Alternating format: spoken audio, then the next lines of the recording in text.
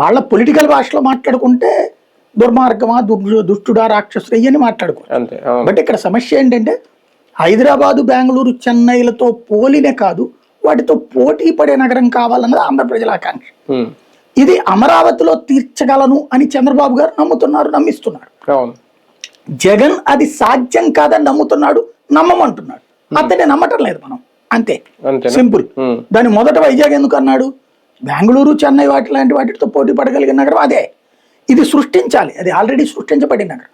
అక్కడేదో అద్భుతాలు చేస్తానల్లా, ఓ 10,000 కోట్ల రూపాయలు ఖర్చు పెడితే రాజధానికి కావాల్సిన భవనాలు ఏర్పడిపోతే సెట్ అయిపోతుంది.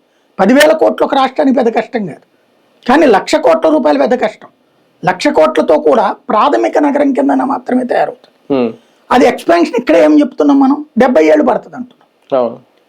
ఇది ఏమంటున్నాం, హైదరాబాద్ ఒక్క రోజులో వచ్చిందా 200 ఏళ్ళు అని ఇప్పుడు మాట్లాడుతున్నాం.